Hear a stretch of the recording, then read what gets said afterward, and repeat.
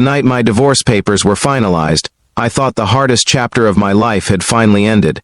I sat alone in my quiet house in a small neighborhood outside Portland, Oregon, staring at the empty walls that still carried the ghost of the life I had once built with my ex-wife. The silence felt heavy, like the house itself was grieving. But what happened just hours later would shake everything I believed about love, loyalty, and second chances. It was nearly midnight when someone knocked on my door. Not a polite knock. Not the kind neighbors use. It was urgent, desperate. When I opened the door, I froze. Standing there in the cold night air was my ex-wife's younger sister. Her name was Hannah. Her eyes were red, her hair messy as if she had been crying for hours, and before I could even ask why she was there, she said something that completely shattered the quiet night and turned my world upside down. She asked me to marry her. But the real reason she was standing at my door that night was something I never saw coming. Before we dive deeper into this emotional story, take a moment to support the channel. If you believe in kindness, forgiveness, and the power of second chances, please like this video, comment where you're watching from, share it with someone who believes in love, and subscribe to the channel for more powerful stories like this. I'm Lucas Carter, and until that night, I believed my life was already over. 3 months earlier, my marriage to Rachel Carter had collapsed after 6 painful years together. What hurt the most wasn't the arguments or the lawyers or the endless paperwork. What hurt the most was the betrayal. Rachel had fallen in love with someone else from her company and decided she wanted a different life. Just like that, the home we built together turned into a battlefield of accusations and silence. The divorce drained me emotionally and financially. I moved back into the small house my father left me years ago. Most nights, I sat alone with nothing but memories and regret. But through all those years, there had always been one person who treated me with quiet kindness. Rachel's younger sister, Hannah. She was 4 years younger than Rachel, gentle in personality, and always the calm presence during family gatherings. While Rachel was loud and ambitious, Hannah was thoughtful and observant. We rarely spoke much during my marriage, but whenever we did, it felt genuine. After the divorce, I assumed I would never see anyone from Rachel's family again. That's why seeing Hannah standing on my porch that night made no sense. Her voice trembled as she stepped inside, clutching her coat tightly like she was trying to hold herself together. The house was dim except for a single lamp in the living room, and she stood there quietly for a moment, looking around the empty space that once held my marriage. Then she looked at me again, and repeated the same shocking words. She wanted me to marry her. At first, I thought grief had pushed her into some kind of emotional breakdown. I tried to tell her that what she was saying didn't make sense, that she was Rachel's sister, that the whole situation would destroy her family. But Hannah shook her head slowly, her eyes filled with tears again. And that's when she told me the truth. Rachel's new boyfriend wasn't who everyone thought he was. His name was Victor Hayes, and according to Hannah, he had slowly taken control of Rachel's life. What began as romance turned into something darker.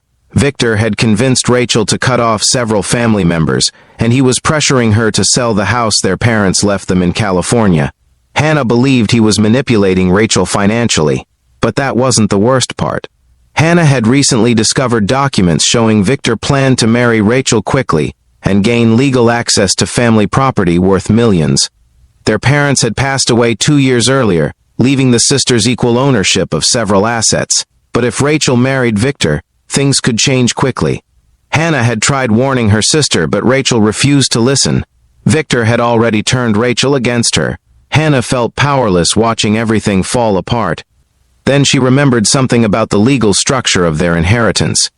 If Hannah got married first, certain shared assets would transfer into a protected trust structure that Victor could never access. That's why she came to me. She trusted me more than anyone else in her life. At that moment, standing in my dim living room, she wasn't asking for romance. She was asking for help, for protection, for someone she believed still had integrity.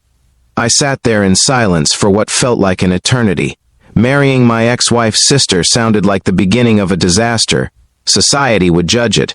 Rachel would explode with anger.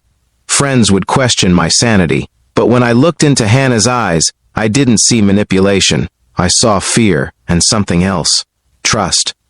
Over the next hour, we talked about everything.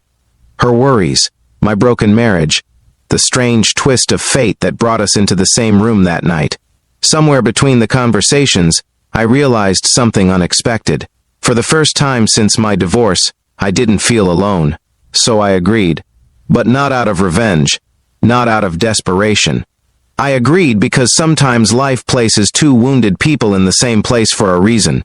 3 weeks later, in a quiet courthouse in Seattle, Washington, Hannah and I signed the papers that made us husband and wife. The reaction was exactly what everyone expected. Rachel called me screaming. Friends were shocked. Some people thought the whole thing was a twisted act of revenge, but the truth was far more complicated. What none of them saw were the quiet moments after the wedding, the long conversations at night, the shared laughter over burnt dinners, the slow rebuilding of two lives that had both been damaged in different ways. Something unexpected began to grow between us. Not overnight, not dramatically, but gently. Like a fragile plant pushing through broken ground. Months later, Rachel finally discovered Victor's real intentions when he tried forcing her to sign financial documents she didn't fully understand. The relationship collapsed almost immediately after that. For the first time, she called Hannah not in anger but in tears. And surprisingly, Hannah forgave her. Life didn't turn into a fairy tale overnight, but the storm eventually settled. A year after that midnight knock on my door, Hannah and I stood together on the Oregon coast watching the sunset paint the sky orange and gold. What began as a strange agreement had slowly become something real, something neither of us expected. Love. Not the loud, reckless kind that burns quickly and destroys everything around it, but the quiet kind, the kind built on trust, patience, and healing. Before this story ends, I want to ask something special from you. If you're still watching, comment the word "second chances" below.